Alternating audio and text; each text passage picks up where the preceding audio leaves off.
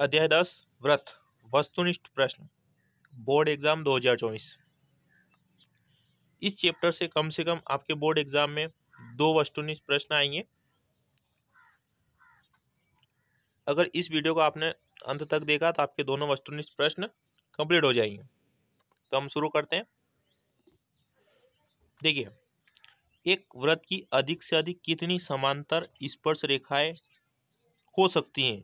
जो एक वृत्त होता है, आप देखिए ये जो वृत्त है ना, तो आपसे स्पर्श रेखा पूछा है। तो ये देखिए स्पर्श रेखा है, ये स्पर्श रेखा है और दोनों क्या है, समांतर है। तो कितनी स्पर्श रेखा समांतर हो सकती है? 2। अगला क्वेश्चन है, वृत्त के किसी बिंदु पर वृत्त की कितनी स्पर्श रेखाएं खींची जा सकती है? तो ये देखिए ये वृत्त है और ये इसका एक बिंदु है, तो इस पर आप कितनी स्पर्श रेखाएं खींच सकते हो? केवल एक।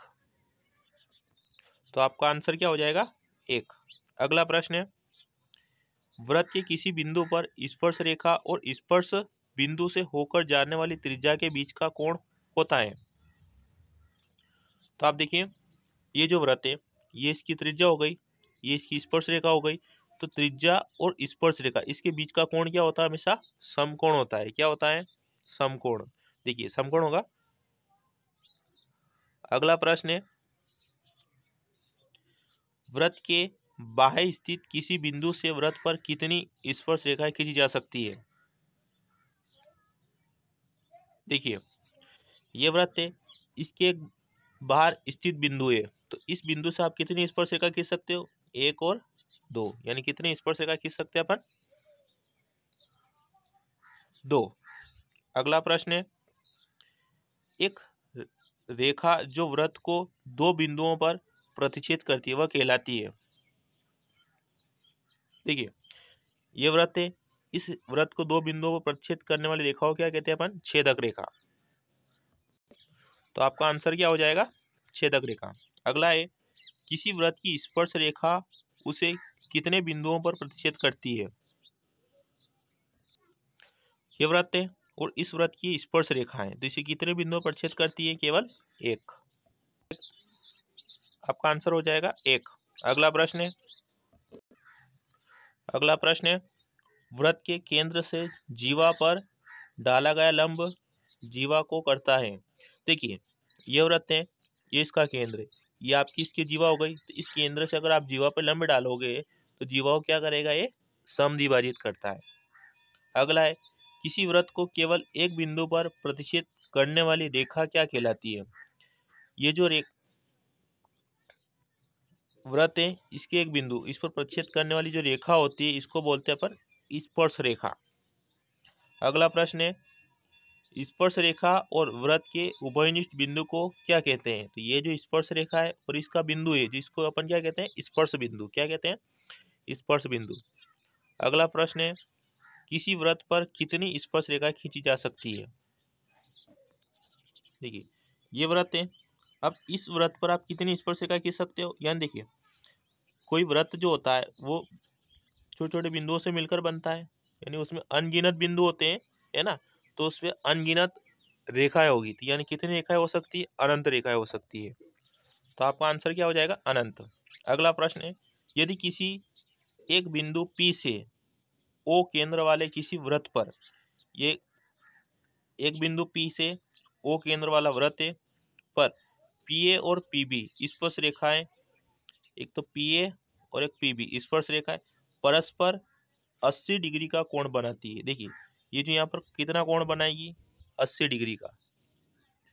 तो कोण POA का मान होगा। देखिए कोण POA यानी आपसे इसका मान पूछा है, ये वाला। देखिए ये पूरा 80 है तो आपने इसको मिलाया, है ना। पूरा 80 था तो इसको बीच में से काट दिया तो 40 का ऊपर होगा, 40 का नीचे होगा। ठीक है, अभी अपन ने पढ़ा कि त्रिज्या और स्पर्श रेखा इसके बीच का कोण कितने होता है? यानी समकोण होता है 90 डिग्री का। ये एक पूरा त्रिभुज बन गया ऐसा,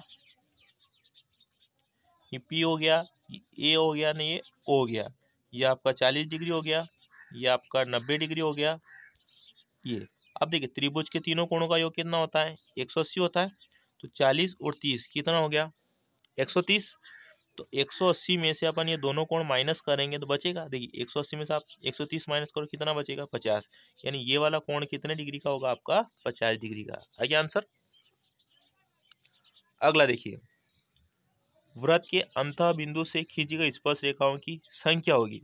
इसका मतलब क्या है, जो वृत्त है इसके अंदर जो बिंदु होता है इस पर आपको स्पर्श रेखाएं नहीं खींच सकते हैं, यानी इसका क्या हो जाएगी 0। अगला प्रश्न है, एक बिंदु ए से जो वृत्त के केंद्र से 5 सेंटीमीटर की दूरी पर है ना, यानी एक बिंदु ए जो वृत्त के केंद्र से 5 सेंटीमीटर की दूरी पर है, यानी हो गया 5 सेंटीमीटर की दूरी पर। ए, वृत्त पर स्पर्श रेखा की लंबाई 4 सेंटीमीटर है, यानी ये स्पर्श रेखा हो गई 4 सेंटीमीटर। तो वृत्त की त्रिज्या ज्ञात कीजिए, ये आपकी वृत्त की त्रिज्या हो गई r। अब देखिए एक समकोण त्रिभुज बन गया, ये कर्ण, ये लंब और आधार है ना, तो क्या होता है कर्ण का वर्ग बराबर लंब का वर्ग प्लस आधार का वर्ग होता है। तो कर्ण आपको क्या दिया है 5, लंब आपको ज्ञात करना है, त्रिज्या हो गई, प्लस आधार कितना है 4, 5 का वर्ग 25, आर वर्ग 4 का वर्ग 16, ये 25 ये 16 इधर आएगा तो माइनस बराबर आर का वर्ग, 25 में 16 माइनस किया कितना बचेगा 9 बराबर आर का वर्ग। इधर वर्ग है तो इधर भी वर्ग बनाना है, इसको 3 का वर्ग बना सकते हैं बराबर आर का वर्ग से वर्ग कट गया तो आर बराबर कितना बचा 3, यानी आपकी त्रिज्या कितनी हो जाएगी 3। इस अध्याय के सारे ऑब्जेक्टिव और कंप्लीट हो गए। अगर आपको हमारा वीडियो अच्छा लगे तो वीडियो को लाइक शेयर सब्सक्राइब करना ना भूले, ताकि आगे आने वाली वीडियो आपको समय पर प्राप्त हो सके।